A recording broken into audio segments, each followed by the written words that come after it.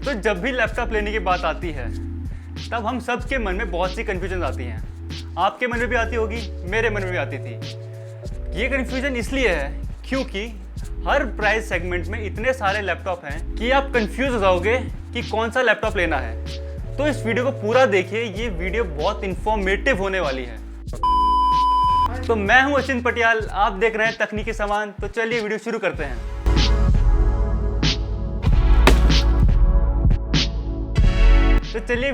करते हैं। तो सबसे पहले आपको डिसाइड करना पड़ेगा कि आपको लैपटॉप लेना कहाँ से है, या तो ऑनलाइन मार्केट से या लोकल स्टोर से। तो चलिए मैं आपको दोनों के फ़ायदे और नुकसान समझा देता हूँ। ऑनलाइन मार्केट में आपको ये बेनिफिट मिलेगा कि आप आराम से सोच सकते हैं कि आपको कौन सा लैपटॉप लेना है, और आपको अच्छी अच्छी डील्स भी मिल जाती हैं। जैसे फ्लिपकार्ट में आपको अच्छी दिवाली के टाइम पे अच्छी डील्स मिल जाती हैं। तो लोकल स्टोर का फ़ायदा ये है, कई बार आपको इनमें बेटर कस्टमर सर्विस मिल जाती है, और अगर आपको नॉलेज हो कि कौन सा स्टोर अच्छी प्राइस दे रहा है तो आपको अच्छी डील भी मिल जाएगी। तो अगली चीज़ जो आपको कंसीडर करनी है वो है टाइप्स। लैपटॉप कौन से टाइप का लेना है। लैपटॉप जो है 3 टाइप के आते हैं। पहला होता है क्रोमबुक, दूसरा होता है मैकबुक और तीसरा होता है विंडोज़ लैपटॉप। तो चलो मैं आपको क्विकली इन तीनों के बारे में समझा देता हूँ। सबसे पहला जो है वो है विंडोज़ लैपटॉप, जिसके बारे में आपको सबको पता ही होगा, जो कि आता है बहुत सारे ब्रांड्स का आता है और बहुत सारे बजट में आता है। कम से लेकर ज़्यादा सब बजट में आएगा। तो दूसरा है क्रोमबुक, जो कि बनाया है गूगल ने स्पेशली स्टूडेंट्स के लिए, जो कि थोड़ी बहुत नेट सर्फिंग और अपने असाइनमेंट पूरे करने के लिए यूज़ करते हैं अपना लैपटॉप। और तीसरा है मैकबुक, जो कि है हैवी एडिटिंग के लिए, और अगर आप एप्पल इकोसिस्टम में हैं तब आपके लिए सबसे ज़्यादा बेनिफिशियल रहेगा।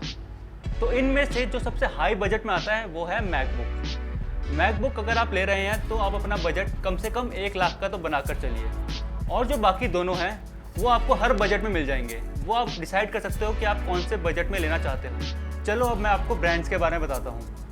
ब्रांड्स में सबसे पहले आता है एप्पल। अगर आपको एकदम स्मूथ एक्सपीरियंस चाहिए, अगर आपको हैवी एडिटिंग करनी है और आपको एक क्लासिक डिज़ाइन चाहिए, तब आप एप्पल की तरफ देख सकते हो। और अगर आपके पास एप्पल इकोसिस्टम है, जैसे आप आईपैड या आईफोन यूज़ कर रहे हो, तब तो एप्पल आपके लिए एकदम बेस्ट रहेगा। एप्पल में आपको 3 चॉइसेस मिलती हैं। पहली होती है मैकबुक, दूसरा होता है मैकबुक प्रो और तीसरा होता है मैकबुक एयर।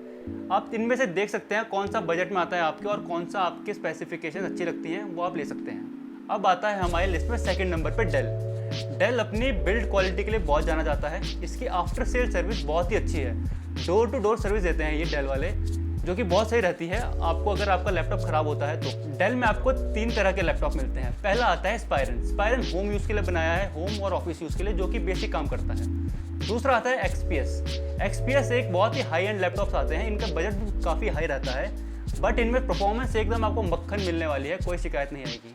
और लास्ट आता है इनमें एलियनवेयर। एलियनवेयर आप गेमिंग के लिए यूज़ करते हैं। इनमें एकदम मस्त RGB होगी और आपको मस्त मज़ा आएगा गेम। अब तीसरे नंबर पे आता है HP। HP काफ़ी बैलेंस कॉम्बिनेशन है स्टाइल और परफॉर्मेंस का। अगर आपको एक स्टाइल और परफॉर्मेंस चाहिए, कॉम्बिनेशन चाहिए आपको इसका, तो आप HP की तरफ देख सकते हैं। इनकी 2 सीरीज़ आती है, एक आती है होम के लिए और दूसरी आती है वर्क के लिए।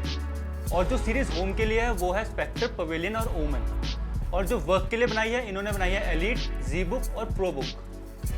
और अब आते हैं हम 4th नंबर पे, जो कि है लिनोवो। लिनोवो जो है काफ़ी सिंपल डिज़ाइन के साथ बनाते हैं। ज़्यादातर ये डार्क कलर में आएंगे, और ये ज़्यादातर जो बनते हैं ये है बिज़नेस क्लास के लिए। तो अगर आप एक बिज़नेस पॉइंट ऑफ व्यू से लैपटॉप लेना चाहते हैं तो लिनोवो की तरफ देख सकते हैं। तो जो लिनोवो के लैपटॉप आते हैं ये आते हैं 4 सीरीज़ में। पहली सीरीज़ है इनकी थिंकपैड, दूसरी है आइडियापैड, फिर है योगा, फिर है V सीरीज़। जो थिंकपैड है इनकी बहुत ही फेमस सीरीज़ है, ये बहुत ही पावरफुल सीरीज़ है। तो जो हमारी लिस्ट में 5वें नंबर पे है वो है Asus। Asus है ये हमारा ऑलराउंडर है। अगर आपको बजट में चाहिए परफॉर्मेंस, स्टाइल, ये आपको सब कुछ ला कर देगा एकदम बजट रेंज में। और इनके काफ़ी महंगे भी आते हैं। और इनकी जो ROG सीरीज़ है वो गेमिंग के लिए बहुत ही ज़्यादा फेमस है। और इनकी जो दूसरी सीरीज़ है वो है ZenBook, eBook, VivoBook भी काफ़ी फेमस सीरीज़ है इनकी, जो कि बजट में आती हैं। तो ये तो हो गई ब्रांड्स की बातें। तो अब आते हैं हम इनके स्पेसिफिकेशंस के बारे में कि आपको किन किन स्पेसिफिकेशंस में ज़्यादा ध्यान देना चाहिए अगर आप लैपटॉप ले रहे हैं तो सबसे पहले आते हैं हम स्क्रीन साइज़ पे कि कितनी स्क्रीन साइज़ आपको चाहिए। अगर आप एक मल्टीमीडिया कंज्यूम करते हैं तो आप एक बड़ी स्क्रीन की तरफ जा सकते हैं, जो कि 15 इंच और 17 इंच हो सकती है। और अगर आपको एक पोर्टेबल लैपटॉप चाहिए एकदम हल्का, जिसको आप एक ऑफिस ले जा सकें या कॉलेज ले जा सकें, तब आप एक यूज़ कर सकते हैं 13 इंच लैपटॉप, जो कि आपके लिए एकदम परफेक्ट रहेगा। तो साथ ही साथ आपको ध्यान देना चाहिए कि लैपटॉप का वेट कितना है। जितना कम वेट होगा आपके लिए उतना ही बेनिफिशियल रहेगा। आप उसे कैरी करने के लिए आसानी रहेगी, अपने बैग में डाल सकते हैं आराम से और कैरी करके उसे अपने ऑफिस या लैपटॉप में ले जा सकते हैं। तो जो सबसे ज़रूरी चीज़ एक लैपटॉप में होती है वो होता है उसका दिमाग, जो कि होता है CPU। CPU मतलब प्रोसेसर।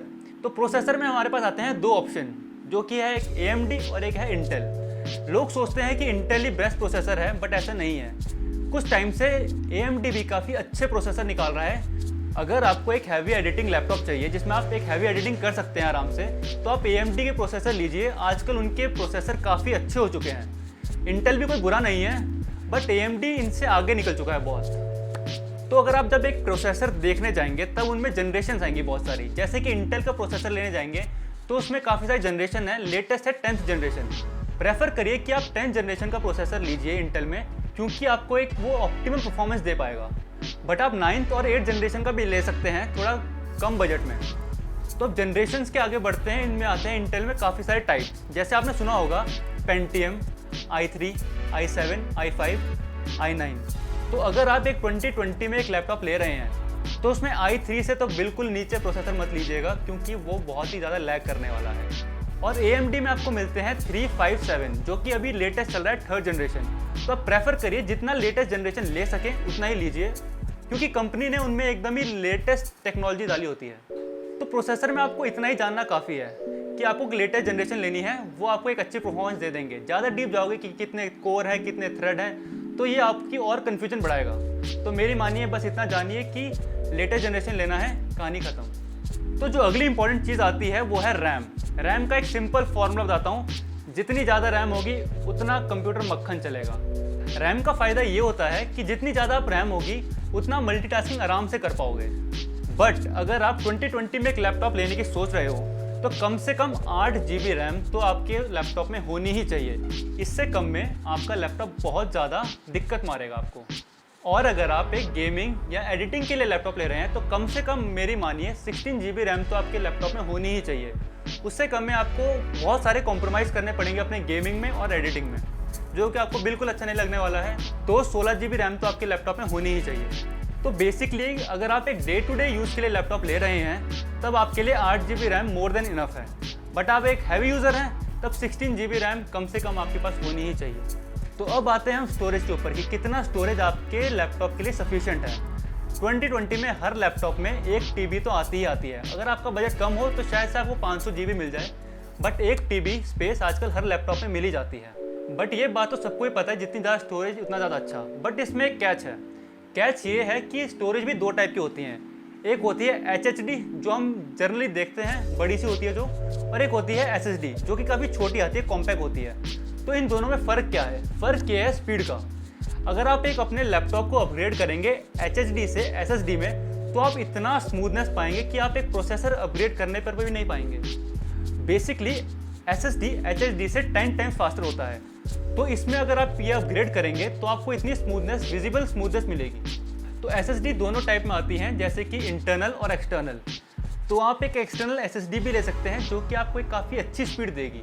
बट पॉइंट ये है, आपके लैपटॉप में होना चाहिए थंडरबोल्ट पोर्ट, जो कि आपको काफ़ी अच्छी स्पीड देगा रीड एंड राइट के लिए। तो इन कंक्लूजन में ये कहना चाहूँगा, अगर आपका बजट है 30,000 से कम तो उसमें तो मुश्किल है कि आपको एक SSD भी मिले। तो आप उसमें बाद में अपग्रेड कर सकते हो एक्सटर्नल SSD के साथ, ठीक है। और दूसरा रहा, अगर आपका बजट इससे ज़्यादा है तब आप SSD देखिए। आप देखिए कॉम्बिनेशन हो, एक HHD हो और एक SSD हो। HHD में आप अपनी फाइल स्टोर कर सकते हैं, जो कि जैसे होगी मूवीज, जो आप बहुत कम यूज़ करने वाले हो। और SSD में आप अपनी विंडोज़ डाल सकते हो और अपने सॉफ्टवेयर डाल सकते हो, जो कि आप बार बार यूज़ करने वाले हो, ताकि उन्हें खोलने और बंद करने की स्पीड बहुत ही फास्ट हो जाए। अब आते हैं हम ग्राफिक कार्ड के बारे में, जिसे हम वीडियो रैम भी बोलते हैं। अगर आप एक गेमिंग लैपटॉप ले रहे हैं या एक एडिटिंग के लिए ले रहे हैं तब आप इस पर खास ध्यान दीजिए, वरना इस पर ध्यान देने की ज़रूरत नहीं है। इनबिल्ट ग्राफिक भी बहुत सही रहते हैं आपको डेली यूज़ के लिए। अगर आप गेमिंग लैपटॉप लेने की सोच रहे हो तो खास ध्यान दीजिए ग्राफिक कार्ड पर। ग्राफिक कार्ड बनाती है दो कंपनियां, एक है एनवीडिया, दूसरा है AMD। मैं प्रेफर करूंगा कि आप एनवीडिया ग्राफिक कार्ड लीजिए, क्योंकि वो अच्छे ग्राफिक रेंडर करती है। एनवीडिया में 3 सीरीज आती है ग्राफिक कार्ड की, एक है GTX, एक है GTS और एक है GT। GTX इनका सबसे बेहतरीन मॉडल होता है और GT सबसे बेकार। तो प्रेफर करिए आपके लैपटॉप में हो GTX। और रही बात AMD की, AMD में सिंपल है, जितना ज़्यादा नंबर उतना अच्छा ग्राफिक कार्ड, तो आपके लिए सिंपल रहेगा उसे खरीदने के लिए।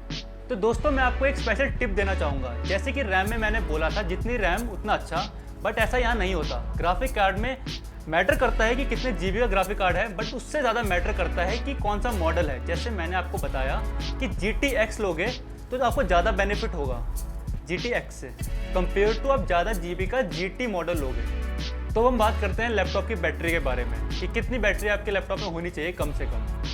हर कंपनी लैपटॉप की बैटरी तो एकदम मस्त बताती है कि बोलती है 10 घंटे बैटरी बैकअप मिलेगा, बट इनका 1-2 घंटे कम ही बैटरी बैकअप होता है। बैटरी में आपको एक पॉइंट याद रखना चाहिए कि जितने ज़्यादा सेल होते हैं बैटरी में उतनी अच्छी बैटरी होती है। मैं आपको एक और टिप देना चाहूँगा, जितना आप लैपटॉप को उसके चार्जर पे लगाकर यूज़ करेंगे उतना उसकी बैटरी डैमेज होगी। तो प्रेफर कीजिए अगर आपका लैपटॉप फुल चार्ज है तो उसे चार्जिंग से निकाल दीजिए उसकी बैटरी को बचाने के लिए। अगर आपको एकदम मस्त बैटरी बैकअप चाहिए तो आप क्रोमबुक ले सकते हैं। क्रोमबुक जो है वो है टैबलेट की तरह काम करता है, इससे आपको ऑफ करने की ज़रूरत नहीं पड़ती और इनका बैटरी बैकअप भी बहुत ज़्यादा होता है एक नॉर्मल लैपटॉप से, क्योंकि जो इसमें ऑपरेटिंग सिस्टम है वो है लाइनक्स बेस्ड सिस्टम है। एंड्रॉयड भी है एक, तो ये एक एंड्रॉयड की तरह काम करता है। तो दोस्तों मैं आपको एक पॉइंट बताना चाहूँगा जो बहुत लोग इग्नोर मार देते हैं लैपटॉप लेते टाइम, जो कि है कूलिंग। आपको अपना लैपटॉप लेते टाइम कूलिंग का बहुत ध्यान रखना पड़ेगा, क्योंकि अगर आपकी कूलिंग लैपटॉप में अच्छी नहीं है तब आपका i9 प्रोसेसर भी i3 की तरह काम करेगा, और अगर कूलिंग अच्छी है तो i3 भी i7 की तरह परफॉर्मेंस दे सकता है। तो लैपटॉप लेते टाइम आपको कूलिंग पे बहुत ध्यान देना चाहिए कि देखना पड़ेगा आपको कि उसमें एयर फ्लो कैसे हो रहा है, उसमें कितने फैंस हैं। तो इन चीज़ों पे आप ध्यान दोगे तो आपकी परफॉर्मेंस आपको बहुत अच्छी मिलने वाली है, मानिए मेरी बात। और अगर आप एक गेमिंग लैपटॉप ले रहे हैं तब तो आपको बहुत ध्यान देना पड़ेगा इस कूलिंग पे, क्योंकि गेमिंग लैपटॉप बहुत ज़्यादा हीट छोड़ते हैं, जिससे आपकी परफॉर्मेंस पे बहुत ज़्यादा दिक्कत आ जाएगी। तो दोस्तों ये तो रहे मेन पॉइंट जिन पे आपको बहुत ध्यान देना चाहिए, बट कुछ पॉइंट ऐसे भी हैं जिन्हें आप लैपटॉप लेते टाइम कंसीडर कर सकते हो, बट ये इतना ज़रूरी नहीं है। सबसे पहला आता है DVD ड्राइवर। 2020 में आपको बहुत ही कम लैपटॉप मिलेंगे जिनमें DVD ड्राइवर होगा, और ये कोई ज़रूरी नहीं है, क्योंकि DVD ड्राइवर का ज़माना जा रहा है। जैसे फ्लॉपी डिस्क पहले थी अब नहीं है, वैसे DVD ड्राइवर कुछ टाइम बाद बिल्कुल ही ख़त्म हो जाएंगे। तो आपको इसमें टेंशन देने की कोई ज़रूरत नहीं है कि लैपटॉप में DVD ड्राइवर होना चाहिए या नहीं। आजकल हर चीज़ आपको ऑनलाइन मिल जाती है, और अगर आप फिर भी DVD ड्राइवर लेना चाहते हैं तो आपको एक्सटर्नल DVD ड्राइवर मिल जाएंगे जो कि काफ़ी चीप आते हैं, आप अलग से ले सकते हैं, और वो लगते हैं आपके USB पोर्ट पर। और इससे हम आते हैं पोर्ट्स पर कि आपके लैपटॉप में कौन कौन से बेसिक पोर्ट्स होने चाहिए।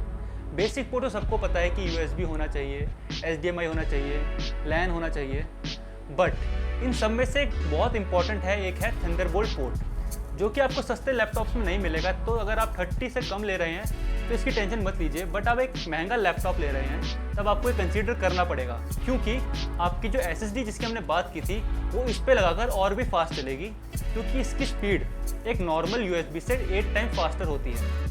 आप इस पोर्ट में लगाकर आप डायरेक्ट एडिटिंग और गेम्स भी खेल सकते हैं, आपको कोई लैग महसूस नहीं होगा। तो अब हम आते हैं कीबोर्ड और ट्रैक पैड पर कि कीबोर्ड और ट्रैक पैड पर कौन कौन सी बातों का ध्यान देना चाहिए।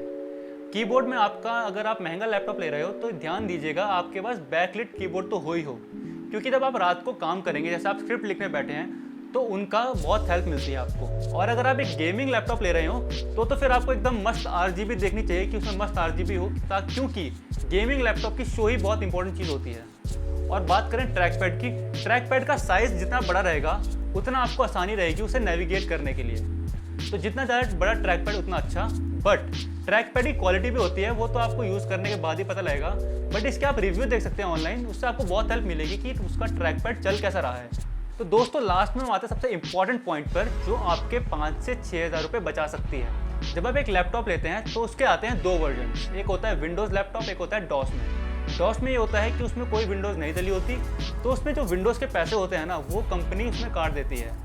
अगर आप एक टेक पर्सन हो, मैं तभी प्रेफर करूंगा आप एक डॉस लैपटॉप लीजिए, क्योंकि उसमें आपको विंडोज़ डालनी पड़ेगी। तो अगर आप ये सब टेंशन नहीं चाहते ना तो आप सीधा उठाइए विंडोज़ लैपटॉप, कहानी खत्म। बट आप एक टेक पर्सन हो तो आप उसमें विंडोज़ डाल सकते हो, और अगर उसमें कीज़ भी यूज़ नहीं करोगे तभी भी कोई प्रॉब्लम नहीं आती, आप नॉर्मल यूज़ कर सकते हो उसे। तो होपफुली दोस्तों आपकी जितनी भी कन्फ्यूजन्स थी वो सारी दूर हो गई हो, और अगर फिर भी कोई कन्फ्यूजन बची हो तो आप कमेंट बॉक्स में बता सकते हैं, we are happy to reply you. तो दोस्तों बस इस वीडियो के लिए इतना ही। अगर आपको ये वीडियो अच्छी लगी हो और ये वीडियो से आपको कुछ इन्फॉर्मेशन मिली हो, कुछ सीखने को मिला हो, तो इस वीडियो को कीजिए लाइक। 150 लाइक का टारगेट रखते हैं, इससे ज़्यादा करना हो तो कर देना, मुझे कोई दिक्कत नहीं है। और सब्सक्राइब भी कर देना ताकि ऐसी इंफॉर्मेटिव वीडियोस आपको मिलती रहें बार बार। तो चलिए दोस्तों, मिलते हैं अगली बार। जय हिंद, वंदे मातरम।